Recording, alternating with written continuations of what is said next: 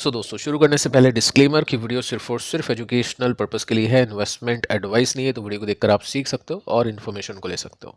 बाकी इससे पहले एक वीडियो मैं आपको दे चुका हूं जिसमें हमने निफ्टी की सिचुएशन को डिस्कस किया है। साथ में 6 कंपनीज हैं जिनके स्टॉक प्राइजेस में काफी अच्छे रिवर्सल्स आ चुके हैं। साथ में ETF को लेकर भी बातचीत की है, ग्रो को लेकर भी डिटेल में डिस्कशन यहाँ पे हो चुका है, तो इसको आप जरूर से देख लीजिएगा।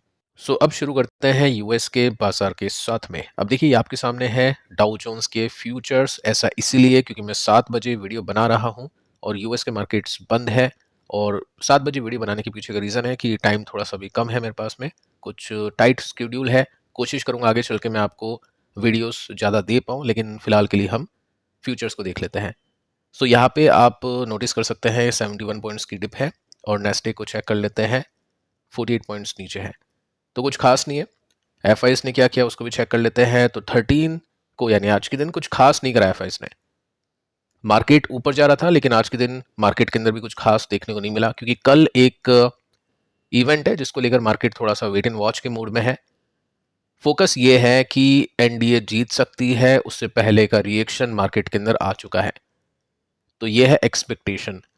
लेकिन अगर ऐसा नहीं होता है तो फिर वो एक्सपेक्टेशन मिस होगी और पिछली बार की तरह मार्केट के अंदर हो सकता है कुछ क्रैश काइंड ऑफ सिचुएशन हम देख पाए।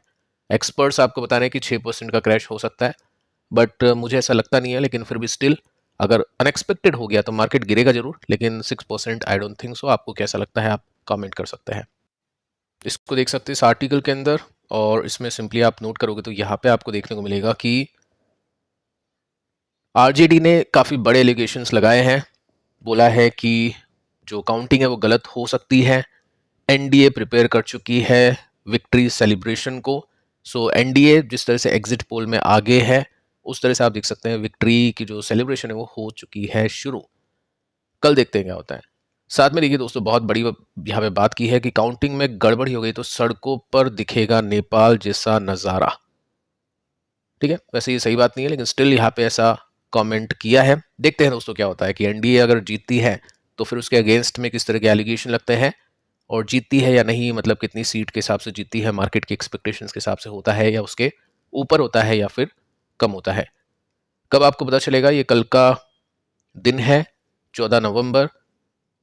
काउंटिंग स्टार्ट हो जाएगी सुबह 8 बजे से, और आप कहाँ पे देख सकते हैं, इसकी वेबसाइट आपके लिए यहाँ पे अवेलेबल है। काउंटिंग के साथ दोस्तों मार्केट भी अपने रिएक्शंस को देगा, तो मार्केट भी साथ साथ अप्स एंड डाउन्स आपको कल के दिन दिखाने वाला है। अब रिजल्ट्स के ऊपर आते हैं। आज के दिन एक्सपेक्टेशन का डेटा नहीं है, तो कुछ कंपनीज में एक्सपेक्टेशंस का डेटा अवेलेबल है, उसको चेक करेंगे। शीट नहीं है तो आप देख सकते हैं खुद के द्वारा। और जो भी कंपनीज के रिजल्ट ओपन मार्केट में आए हैं वो भी एक बार आप चेक कर सकते हैं। और अभी 7 बजे के बाद में जो रिजल्ट आएगा उसको भी आपको ही चेक करना पड़ेगा। बाकी मोस्टली जो इंपॉर्टेंट कंपनीज है वो इस वीडियो में कवर होने वाली है।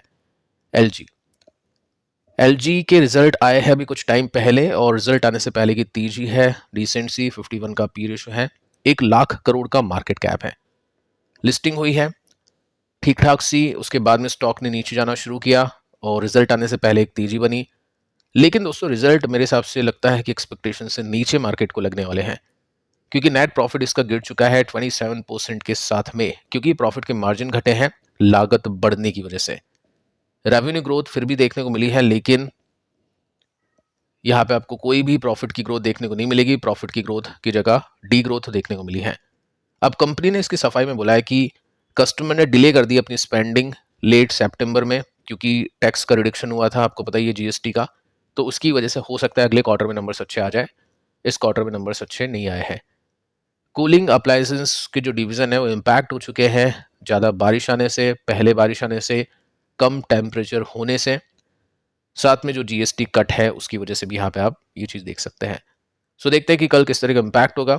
एक लार्ज कैप कंपनी है, रिवर्सल तो यहाँ पे दे दिया है इसने रिजल्ट आने से पहले ही, जैसे कि मार्केट को लग रहा हो कि स्टॉक अच्छा करेगा, रिजल्ट अच्छा आएगा, बट देखते हैं कल क्या होता है इसके अंदर प्राइस एक्शन में। सेकंड जो कंपनी है इसका नाम है Tata Motors passenger vehicle. Stock आज 1% के साथ में नीचे था। सीवी के रिजल्ट एक बार आपके सामने रखना चाहूंगा, पीवी के नहीं है, सीवी के हैं, कमर्शियल व्हीकल हम इसको बोल सकते हैं, जिसमें कल हमने बातचीत की थी कि स्टॉक ने लिस्टिंग में बहुत अच्छा परफॉर्म किया। आई थिंक 28% ऊपर चला था, और उसके पीछे का रीजन है कि वहां पे JLR नहीं है। एक कंपनी है जो डीमर जो कि आई है मार्केट के अंदर, और डेटा उसका है नहीं, कंबाइंड डेटा था, अब सेपरेट डेटा अब से आना शुरू हुआ है। तो सेपरेट डेटा अच्छा नहीं है और लॉसेस कंपनी ने किए हैं। टाटा मोटर्स, अगेन घाटा मोटर्स, क्योंकि 870 करोड़ के आसपास का नुकसान है। रेवेन्यू काफ़ी अच्छा दिया है, 18,585 करोड़ का। तो यहाँ पे जेएलआर भी नहीं है, एकदम से ऐसा कैसे हो गया, उसको चेक कर लेते हैं। तो सेकेंड क्वार्टर के रिजल्ट के अंदर आपको दिखेगा कि टोटल एक्सपेंसेस जंप कर चुके हैं 15% के साथ में। आगे चलते हैं। एक्सपेंसेस बड़े हैं मटेरियल्स की लागत बढ़ने की वजह से, ठीक है।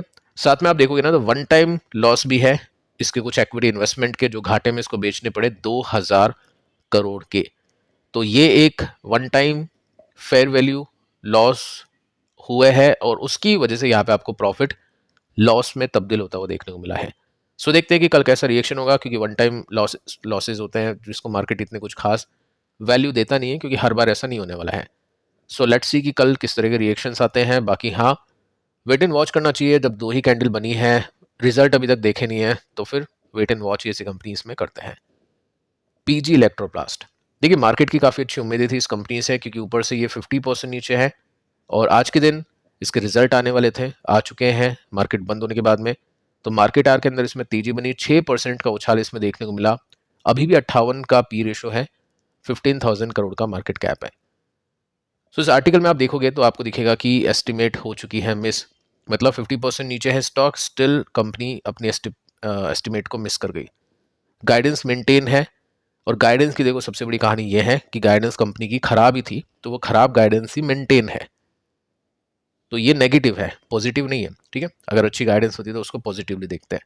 ग्रोथ कैसी है उसको देखते हैं। नेट प्रॉफिट 86% के साथ में डाउन है, बहुत बड़ा डिप है। 19 करोड़ का प्रॉफिट घट के ओनली 3 करोड़ का रह चुका है, यानी 15,000 करोड़ की कंपनी है और 3 करोड़ का प्रॉफिट कमाई है 3 महीनों के अंदर। रेवेन्यू आप देखोगे तो ये भी नीचे है 2% के साथ में, इसमें इतनी बड़ी गिरावट नहीं है क्योंकि एबिटा काफ़ी गिरा है, आधा हो चुका है प्रॉफिट का मार्जिन। जहाँ पे 8% कंपनी प्रॉफिट कमा रही थी, वहाँ पे 4% ही कंपनी अभी प्रॉफिट कमा रही है। अब एस्टिमेट को देख लेते हैं। देखो एस्टिमेट ऐसी भी कुछ नहीं थी कि बहुत अच्छी होगी, बहुत ज़्यादा होगी। एस्टिमेट थी कि कंपनी बस 6.5 करोड़ का प्रॉफिट कमा ले, लेकिन कंपनी ने 3 करोड़ का प्रॉफिट कमाया।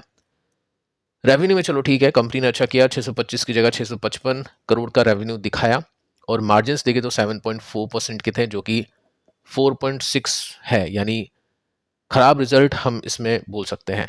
स्टॉक में तेजी बनी आज के दिन, ऊपर से स्टिल 46% नीचे है। मैं आपको कह चुका हूं कि गाइडेंस अच्छी नहीं है। मैनेजमेंट खुद आपको बता रहा है कि हम अच्छा नहीं करने वाले हैं कुछ साल तक। मैनेजमेंट ने क्लियर कट यहाँ पे बोला था जब स्टॉक क्रैश हुआ था, जब ये ब्रेकडाउन हमने देखा था, कि यहाँ तक वापस से रिकवरी आने में कुछ साल लगेगा, कम से कम 3 साल लग सकते हैं। उससे पहले हो सकता है स्टॉक चले, लेकिन उसमें भी टाइम बाकी है। तो पेशेंस यहाँ पे इन्वेस्टर्स को करना होगा। ट्रेडर या जो शॉर्ट टर्म होते हैं वो एग्जिट बनता है उनके लिए, क्योंकि जब इतना क्लियर एग्जिट है कि रिजल्ट अच्छे नहीं आ रहे, आएंगे भी अच्छे नहीं, मैनेजमेंट ने खुद बोला है, प्राइस एक्शन भी वैसा है, तो यहाँ पे लोगों ने काफ़ी बड़ा एग्जिट किया था। अब पॉइंट ये बन रहा है कि सपोर्ट टू रेसिस्टेंस स्टॉक घूम रहा है। कोशिश अभी यही है स्टॉक की कि अपने रेसिस्टेंस पे पहुंचे। बट देखते दोस्तों कल क्या होता है, किस तरह के एक्शन इसमें देखने को मिलेंगे। मेरे हिसाब से रिजल्ट अच्छे शायद नहीं लगेगा मार्केट को, और अपन ने देख भी लिया एक्सपेक्टेशंस यहाँ पे हो चुकी है मिस।